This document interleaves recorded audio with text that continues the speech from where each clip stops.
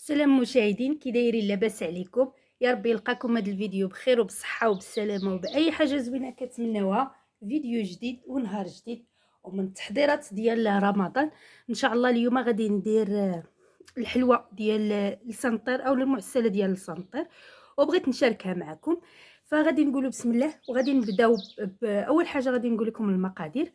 فهنا عندي 2 كيلو ديال الطحين. اللي بغى هاد المقادير هادو ممكن يدير كيلو. انا درت 2 كيلو ديال الطحين. عندي 2 معالق كبار ديال الجلجلان اللي مطحون مزيان. او انا طحنته مزيان، ما يكون لا محمر لا والو، غير نسخنوه صافي ونطحنوه. عندي معلقه ونص ديال النافع ومعلقه ونص ديال حبه حلاوه.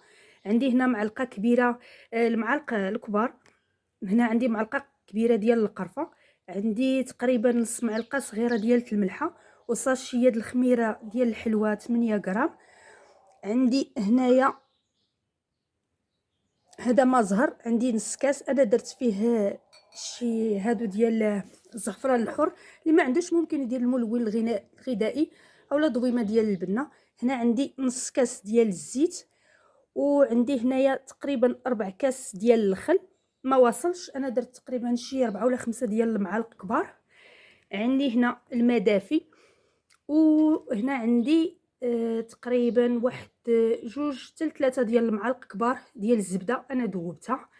هادو هما المقادير اللي عندي. دابا غادي ندوزو نقولوا بسم الله ونبداو باش نجمعوا الحلوه ديالنا اولا العجينه ديالنا. اول حاجه غادي نبدا بها، انا غادي ندير الدقيق اللي عندي. هنا عبرت حيت ما عنديش الميزان، فانا درت تقريبا 15 كاس ديال العنبه.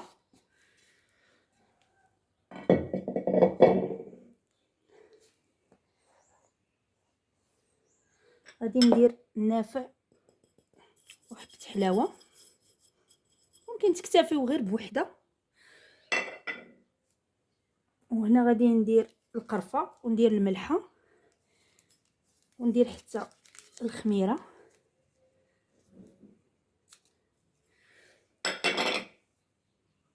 غادي نزيد الجلجلان.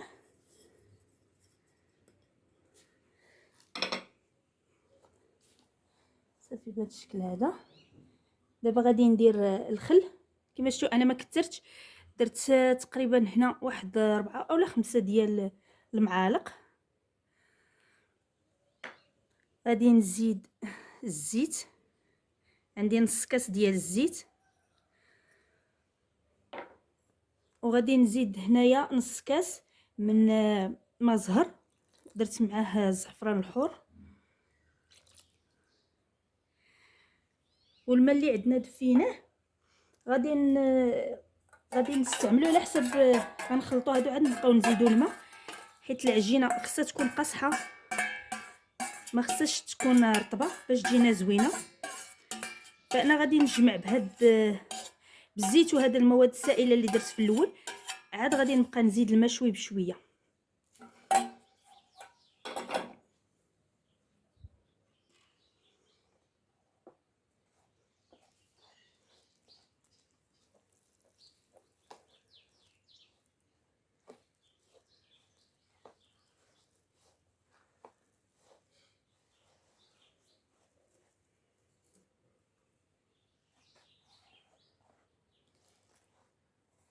صافي الماء ندفيوه غير شوي ماشي بزاف.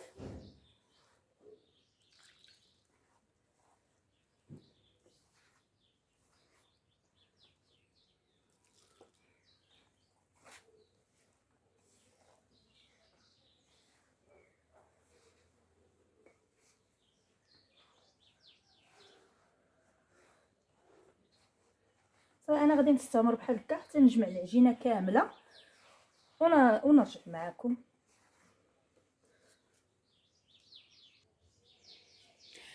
صافي البنات انا جمعتها. غادي ندير ليها بلاستيك نغطيوها مزيان صافي ونخليوها حتى ترتاح. نصبروا عليها واحد 4 ساعات هكذا كيما صافي ونرجعوا باش نقطعوها. فانا غنغلفها مزيان باش ما يدخل لياش ليها البرد. صافي بهذا الشكل هذا. غادي نصبر عليها واحد ربع ساعه ولا نص ساعه هكا كي حتى ترتاح وتطلق ليا مزيان، ونرجع باش نكملها. صافي رجعت معكم البنات، خليت العجينه ارتاحت ليا تقريبا واحد نص ساعه. دابا غادي نبدا نقطعها، غادي نديرها كويرات صغارين، نديرو على الحجم ديال المقله اللي عندنا.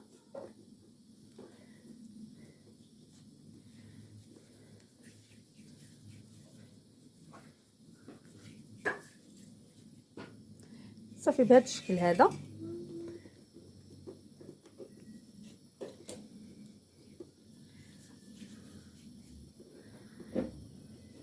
انا غادي نديرهم في شي لاطه ولا في شي بلاطو ولا في شي حاجه، وغادي ندير عليهم البلاستيك، ما نخليوهمش عريانين. صافي غادي نكمل بحال هكا، غادي نغطيهم ونصبر عليهم غير شي شويه يرتاحوا ليا، اولا على ما كملت انا الكميه اللي عندي كامله. صافي ونرجعوا باش نسرحوهم.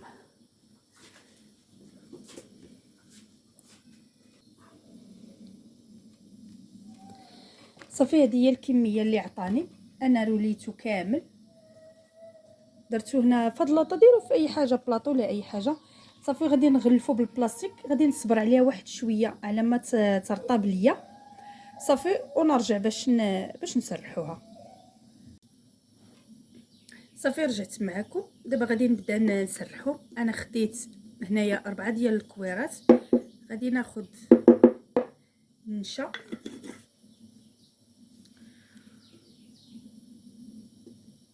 نحاولوا نديروهم هكا مزيان في النشا.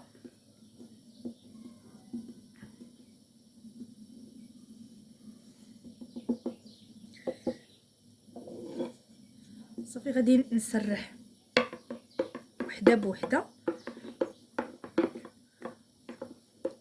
وندير كل هكذا 4 مع بعضياتهم بهذا الشكل هذا. هكذا غادي يسهل عليا وما غاديش ياخذوا مني بزاف ديال الوقت.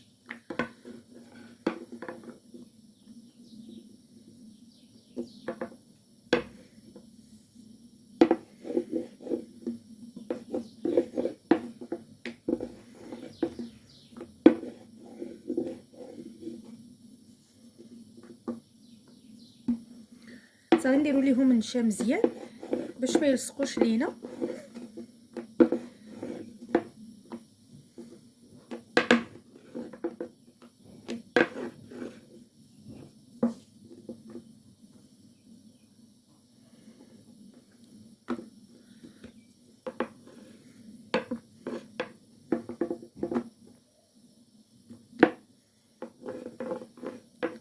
صافي بهذا الشكل هذا.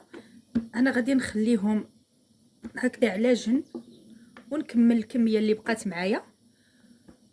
صافي ونرجعوا باش نبداو نطيبوهم.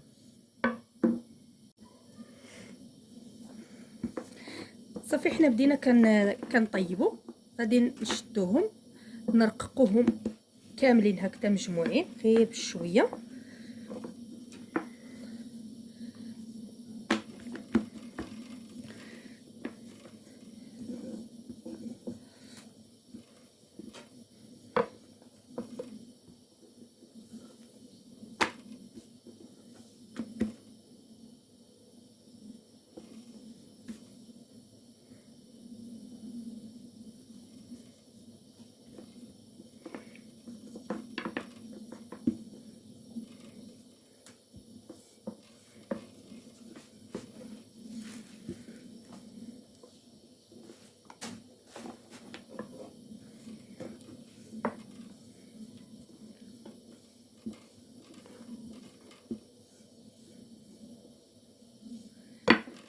صافي بهذا الشكل هذا ونديرهم في المقله. حنا سخنا المقله شي شويه، ما نديروا ليهمش العافيه تكون مجهده باش يطيبوا لينا يعني في خاطرهم.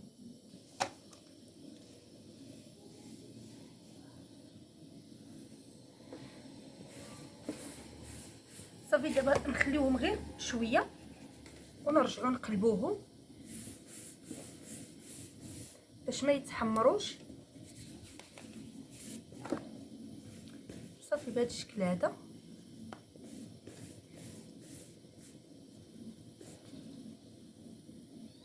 صافي نصبروا عليها غير شويه ونقلبوها باش كيتبان لينا صافي راه تبدل ليها اللون. صافي كنحيدوها. وهاد الوريقات راه صافي كيتفكوا هما بوحديتهم. كنحطوهم كنديروا منديل وكنديروا ميكا، لابد نغلفوهم بالميكا باش ما كيكرموش لينا. هكذا حتى كنكملوا الكميه كامله اللي عندنا، عاد كنرجعوا باش نصيبوها.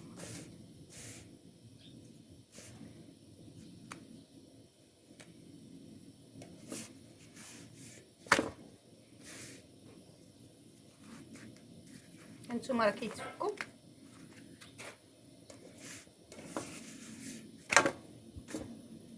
صافي نحيدو بهذا الشكل هذا.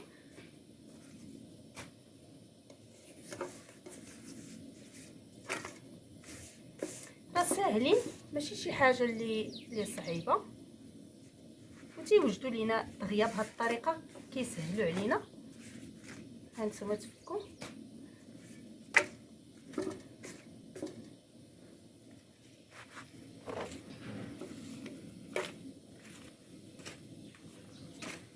صافي هما دابا غادي نكمل بهذه الطريقه هذه، تنكمل كاع الكميه اللي عندي صافي ونرجع معكم.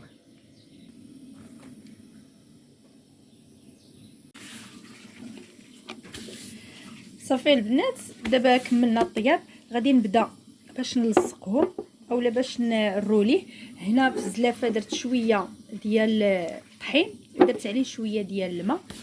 غادي ناخذوا واحد الورقه صافي كنفكوه، نديروا ليها الطحين هكا على غير واحد الجنب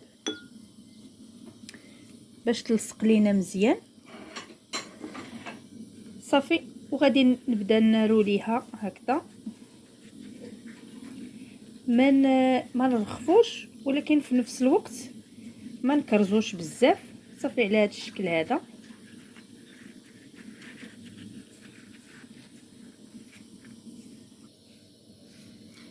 صافي على هذا الشكل هذا ونلويو. انا غادي نديرو غير على واحد، اللي بغى يديرها على جوج يدوبلها.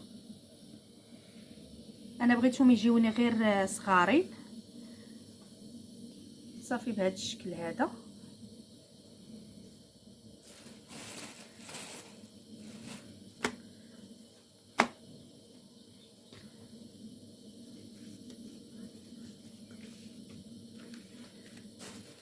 صافي دائما نديروهم في الميكا، ما نخليوهمش هكذا في البلاصه اللي كنخدموا فيها حيت غادي يكرموا.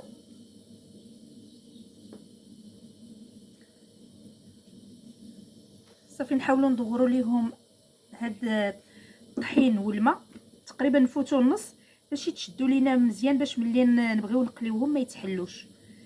صافي بهذا الشكل هذا. انا ما كنكرش بزاف وفي نفس الوقت ما طالقاش. صافي ساهلين بهذا الشكل هذا. صافي ونديروهم تحت شي بلاستيكه حتى يتشدوا لنا ونرجعوا باش نقطعوهم بالمقص.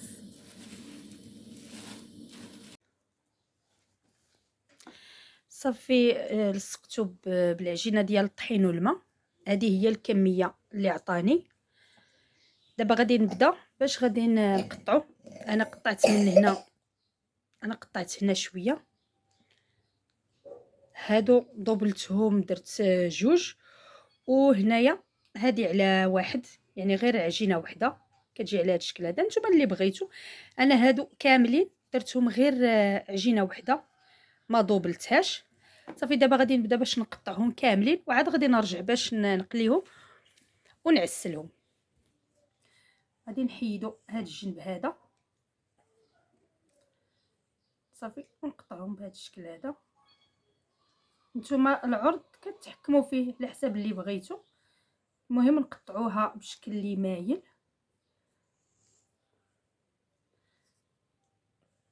نديرو شي مقص اولا الا كان شي مصمده، ولكن حسن المقص كيقطعها مزيان. صافي قطعها بهذا الشكل هذا.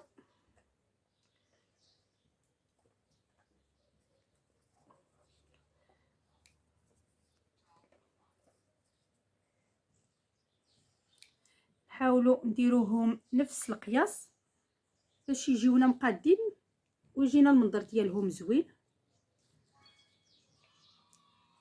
نصبروا عليهم شي شويه، ملي نديروا ليهم الطحين نصبروا عليهم شي شويه باش يشد. تقريبا على ما كتكونوا كملتوا الكميه كامله اللي عندكم، وعاد رجعوا قطعوهم. صافي انا غادي نغطيها. لابد تغطيوها بالميكا باش ما كتكرمليكمش. انا غادي نكمل هذه الكميه كامله وعاد نرجع معكم باش نقليوها.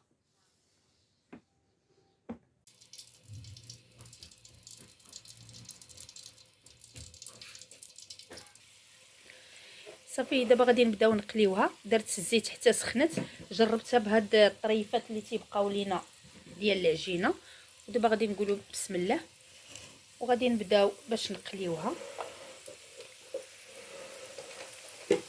صافي نحطوا غير القياس اللي نديرو في المقله اولا في الحاجه اللي حنا غادي نقليو فيها، باش نعطيوها الوقت ونعطيوها حتى البلاصه باش تحمر لينا. نقصوا عليها شي شويه العافيه، ما نديروش العافيه مجهده باش ما تبقى ليناش خضره من الداخل، وحتى باش تحل ويجينا المنظر ديالها زوين. صافي بهذا الشكل هذا.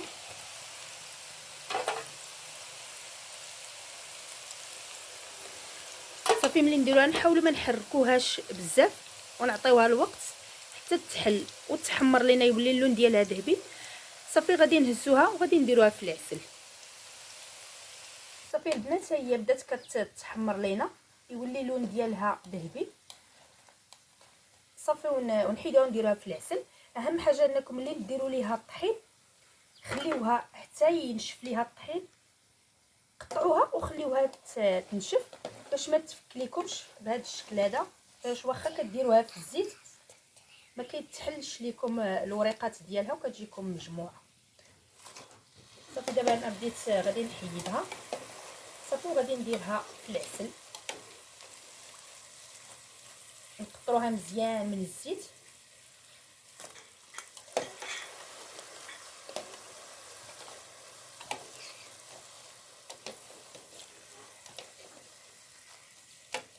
صافي نخليوها في العسل حتى الوقيته اللي غادي نكونوا درنا وحده اخرى قربت تقلى، وعاد نحيدوا الاولانيه من العسل باش تشرب لينا مزيان العسل. صافي نديروها في شي بواطه ونزوقوها بالجلجلان. زوقوا بجلجلان اولا باللوز اولا ممكن تخليوها حتى هكا، كاين يعني كتبقى على حسب الرغبه ديالكم.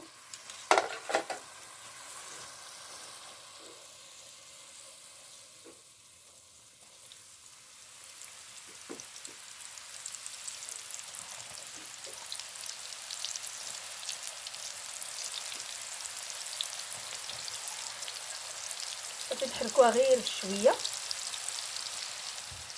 غير تشد بلاصتها. صافي ونخليوها حتى تبدا كتحمر باش تشد راسها. صافي تما عاد نبداو نقلبوها باش تحمر لينا على جوج شوايح، ما نحركوش بزاف باش ما تحليناش وتخسر. ولكن كي قلت لكم ملي ديروا ليها الطحين وتقطعوها خليوها حتى ترتاح ينشف عليها الطحين راه ما كتحل ما والو.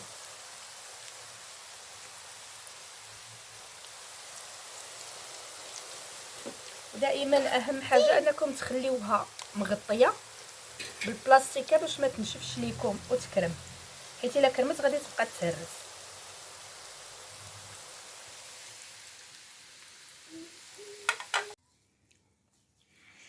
صافي البنات وصلنا للنهايه ديال الفيديو. المعسله ديالتنا ديال السنطير كتجي على هذا الشكل هذا.